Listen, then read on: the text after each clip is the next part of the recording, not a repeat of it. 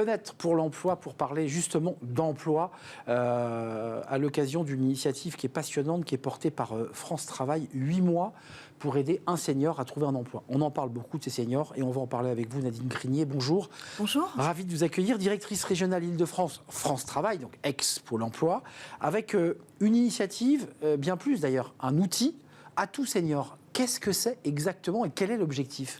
Alors déjà peut-être, pourquoi faire Atout Senior en Île-de-France ? On aurait pu se dire, il y a un taux d'emploi des seniors qui est près de 68%, plus 10% par rapport aux autres régions. Mais quand on regarde un peu plus finement, on a une partie de ces seniors qui sont en Île-de-France, alors que c'est une terre d'emploi très diversifiée. On va trouver des métiers de main-d'œuvre comme des métiers cadres, ingénieurs. Eh bien, on s'aperçoit que les seniors ont un taux de chômage de longue durée plus important que les autres. Donc, il faut vraiment pouvoir les accompagner. Il y a de la compétence, elle est un peu endormie, elle est un peu en manque de confiance pour aller vers l'entreprise parce qu'il y a eu des échecs. Et donc, comment on peut s'attacher, et là, en partenariat avec IFOCOP, sur ce nouveau dispositif, à promouvoir des compétences qui ont pu être acquises par le passé, mais qui vont être réactualisées. Je vais prendre quelques exemples. Une assistante RH, qui est un métier, ou un assistant RH, qui est un métier en tension, beaucoup d'entreprises en demandent. Au fond, est-ce que je maîtrise les nouveaux outils de développement de compétences ? Est-ce que l'IA qui peut intervenir dans la recherche de talents, de CV, dans le tri de CV, je sais l'utiliser en tant que recruteur. Sans perdre mon emploi ? Sans perdre mon emploi, mais en me centrant sur l'accompagnement des personnes que je vais recevoir, donc comme un facilitateur de recherche de talents pour me concentrer sur l'entretien de recrutement.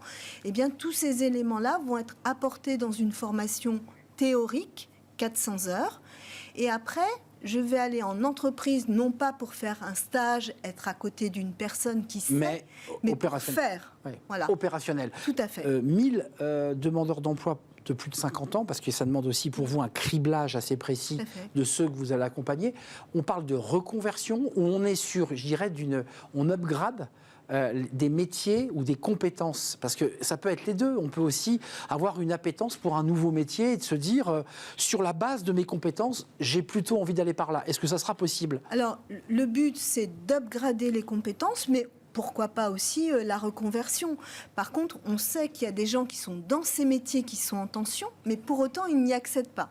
Donc déjà, se dire, au fond, ils ont eu un investissement dans l'entreprise, souvent en parcours initial de formation, mais bien sûr, c'est pas exclu aussi de se reconvertir.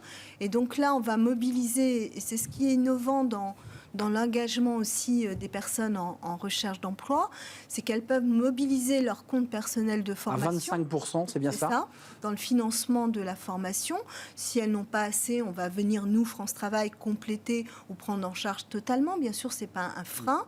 Et l'entreprise qui va accueillir la personne 4 mois pour réaliser des activités qu'elle a vues en formation, qui n'est pas une formation théorique, mais de mise en pratique. Objectif, l'embaucher quand même. Voilà, oui. Parce qu'elle a des besoins. Je reprends mon assistant RH, elle recherchait, elle ne trouvait pas, et on lui propose de cofinancer la formation autour de 8 000 €, et elle aura une personne qui va pouvoir réaliser des activités sur un poste dont elle a besoin, et donc pendant 4 mois, et France Travail prend en charge la rémunération de la personne. Avant de nous quitter, il y a souvent un débat sur les seniors, c'est peut-être une des raisons d'ailleurs qui bloque, espèce d'inconscient du décideur ou du chef d'entreprise qui dit « il va me coûter trop cher, il est trop cher, il est plus en face ». Comment on résout ce problème ? Comment on rassure aussi le recruteur et celui qui va embaucher ce demandeur d'emploi senior ? Alors, je pense qu'il y a vraiment un double accompagnement. On a parlé avec vous de l'accompagnement de la personne en recherche d'emploi. Il y a l'accompagnement du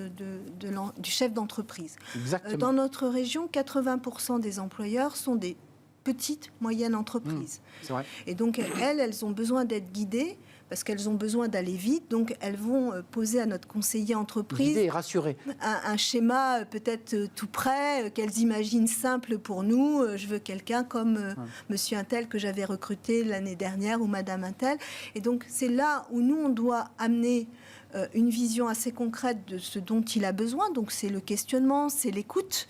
Et là, on peut commencer à négocier pour proposer soit un profil qui correspond ou quelqu'un qui aurait besoin ou essayer, voilà. d'une formation avant l'emploi. On a des outils qui peuvent être utilisés, l'immersion aussi en emploi. J'étais senior, je travaillais dans une grande entreprise.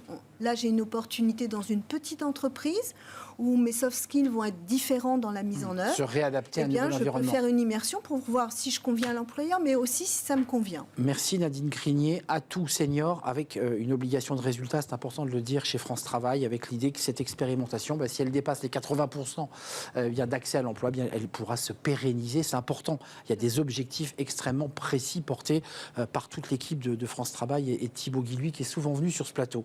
Merci de nous avoir rendu visite, directrice régionale Île-de-France chez France Travail. Nous sommes en retard. Merci à toute l'équipe, à Xavier à la réalisation, à Saïd au son et à Nicolas Juchat, évidemment. Et je n'oublie pas Juliette à la programmation. Merci à vous, merci de votre fidélité. Et je vous dis à très bientôt. Bye bye.